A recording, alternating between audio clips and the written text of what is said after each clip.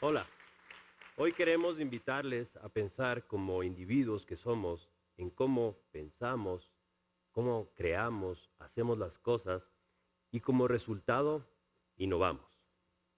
Entonces, bien, para comenzar, quería pedirles a todos ustedes que cierren un momento los ojos y que en su cabeza tomen un lápiz e imaginen que están dibujando una casa. ¿Ok? ¿Ya la tienen? Alce la mano, ¿quién tiene una imagen parecida a la que vemos ahí en pantalla? Bueno, somos muchos, casi todos. Y es normal, porque la mente y el cerebro va por lo fácil. Y a esto es a lo que nosotros llamamos el pensamiento directo. Viene rápido, automático, sin filtro, y es el punto de partida de todos nosotros. Tenemos muchas imágenes grabadas en la mente, como una nube, un árbol, una casa, un perro. Y no está mal. Son las ideas que todos las tenemos. Hay que saber simplemente identificarlas y poder ponerlas en la estantería del pensamiento directo, para dar espacio en la mente al pensamiento lateral. ¿Y qué es el pensamiento lateral? Es ese que te sales del carril de siempre. Es cuando el cerebro procesa, entiende lo obvio y va a por más. Entonces en este punto nos hacemos una pregunta recurrente. ¿Qué otra cosa podría ser? Suena lindo, ¿no? Esto de pensar libremente, sin ningún tipo de miedo. Y en teoría, todos nacemos con esta capacidad. Pero llega un momento que dejamos de hacerlo. Y no necesariamente porque sea difícil, sino porque llega esa voz interna que nos frena, que nos dice, ¿qué pasa si mi idea es tonta? ¿Qué pasa si lo que estoy pensando es absurdo? ¿Qué pasa si lo que digo va a ser percibido como ridículo? Y así comenzamos a filtrar, a jugar a lo seguro. Y les cuento esto porque me pasó. A mí esa voz interna me hacía y a veces incluso me hace dudar. Hasta que llega un momento que entré a un entorno que me rodeé de diseñadores, que no tenían ningún tipo de miedo a pensar lateralmente y lanzaban cualquier idea, sin ningún tipo de miedo. Y ahí es cuando entendí algo que sabía en teoría, que los diseñadores trabajamos desde este punto, de no dejar atrapar las ideas, dejarlas salir, y no dejar que esa voz interna nos diga hasta dónde podemos llegar. Y es que aquí comienza el ñeque y la perseverancia, porque el objetivo del pensamiento lateral es de que tus ideas fluyan como una llave de agua abierta. Es pensar justamente fuera de la caja y de manera disruptiva. Entonces, bien, en este terreno desconocido es donde comienza el juego, ¿ya? Es el inicio de un entrenamiento hacia la innovación. Para que nos entiendan un poco cómo nosotros vemos el diseño y utilizamos el diseño para innovar, queremos invitarles a que se metan dentro de un videojuego. Entonces nos ponemos las gafas de realidad virtual y nos metemos al metaverso. Al principio no sabes ni cómo jugar, pero todos tenemos un personaje. Poco a poco vamos bloqueando y deshabilitando niveles, ganando experiencia, habilidades. Y la única intención de esto es poder evolucionar. Y hoy queremos mostrarles cómo avanzamos y cómo nos entrenamos, porque la innovación no sucede de un día para el otro. Es un camino que hay que darlo paso a paso. Ok, listo, ya pasamos del primer nivel. Desbloqueamos el pensamiento lateral. Ahora no basta con pensar diferente, hay que comenzar a ver diferente y aceptar que varias realidades pueden ser verdad. Y pasamos al siguiente nivel, la visión simultánea. Estoy segura que muchos de aquí crecimos viendo que el mundo está dividido en dos. Que tiene que ser de una manera u otra. Es o blanco o negro, es o la noche o el día. Y así mismo crecimos pensando que teníamos que escoger entre la creatividad o la lógica, entre la sensibilidad y la técnica. como si escoger una significara renunciar a la otra. Y hemos visto que no tiene que ser así. Porque nos quedamos en estas dualidades, pensamos cosas como, a mí lo creativo no se me da porque yo soy una persona más práctica. O incluso yo soy técnico, entonces eso de imaginar lo voy a dejar a otro. O no sé cuántos han pensado, tal vez. A mí eso de los números, no me gusta. Mejor me dedico a crear. Y así, esas mismas dualidades contrapuestas nos sentimos obligados a escoger entre otras cosas. O es la artesanía o la tecnología. Es lo físico o lo virtual. Es lo presencial o lo digital. ¿Es el pasado o el futuro? ¿Somos los seres humanos o son las máquinas? Pero hemos visto que no tiene que ser así.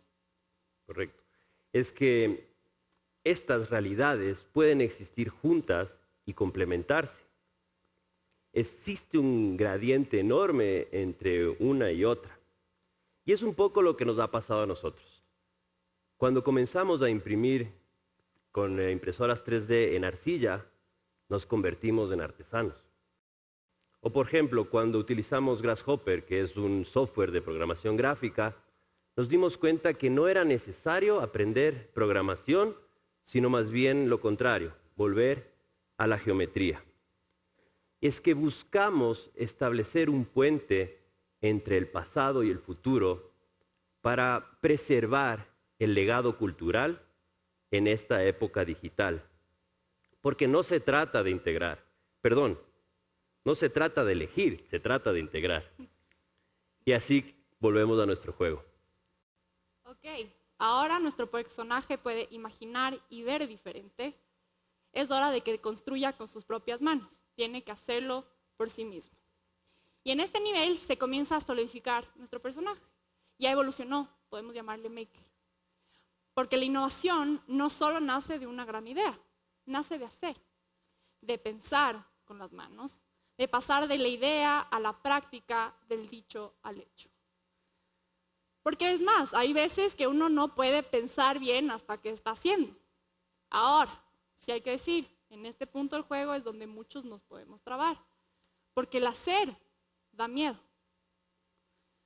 Esa misma voz que antes nos frenaba por pensar distinto, ahora nos dice, ¿y si no funciona? Después de años en un estudio, he entendido que arriesgarse es innovación. Y que el miedo a fallar nunca desaparece. Se tiene que atravesar. Porque lo perfecto es enemigo de lo bueno. Todo lo que usamos ahora no nació perfecto. Ha pasado por 1001 intentos. Porque sí, les invito a que tienen que fallar. Fallar mucho, fallar rápido, porque ese es el único camino hacia el aprendizaje. Y es que nos ha pasado varias veces que pensamos que tenemos esta gran idea, pero cuando en verdad nos ponemos a ejecutarla y a resolverla, nos damos cuenta que no es por ahí. O se rompe, o simplemente funciona de una manera diferente a la que nosotros pensábamos que era, pero definitivamente aparece una mejor. Porque el trabajo del maker es ir desbloqueando habilidades, aprender a utilizar herramientas manuales, herramientas digitales, utilizar la fabricación digital, modelado 3D. Y eso es el impulso que un maker empuja. Porque los makers no es un tema de solamente planear, es de actuar. Porque si se nos rompe algo, en vez de irlo a comprar, lo intentamos fabricar. Hay que dejar de asumir que alguien más va a hacer las cosas por nosotros. Esa es la actitud específica que define a un maker. Y esto permite cambiar nuestra realidad y nos damos cuenta de eso. Imaginémonos cómo podríamos cambiar la realidad si es que sumamos el esfuerzo de muchas otras personas que están haciendo lo mismo que nosotros o parecido. Así que con esto vamos al siguiente nivel, el del ensamblaje, el de hacerlo tú mismo. Ok, nuestro personaje llega a otro punto clave. a formar un equipo. Porque el crear no es solo un acto individual. Por eso no estamos hablando aquí solo uno, estamos dos, quienes estamos compartiendo nuestras ideas. Y fuimos tres quienes la construimos. Porque eso es el ensamblaje, la unión de partes para lograr que emerja o surja algo mejor. Por ejemplo, esto lo sacamos desde la naturaleza. Las partículas se unen con otras para formar átomos, para pasar a moléculas, hasta células, y así generar consecutivamente organismos. Y esto lo podemos ver en otras escalas. Los planetas se juntan con otros, generan sistemas solares, galaxias, hasta el fin del universo observable. También podemos ver el ensamblaje en la bandada de pájaros, que se unen todos para romper contra el viento y poder avanzar más. Porque no funcionan solos, son sistemas vivos que se coordinan y avanzan juntos. Y es que nos pasa que a veces nos sentimos como bandada. Porque cuando logramos conectar con la gente, las personas, las ideas y la tecnología, nos damos cuenta que los resultados que obtenemos no hubiesen podido pasar de manera aislada. Porque los makers construimos comunidades basadas en la colaboración y el intercambio directo, donde abrir y compartir el proceso es una parte súper importante para demostrar lo que falló, pero sobre todo lo que no.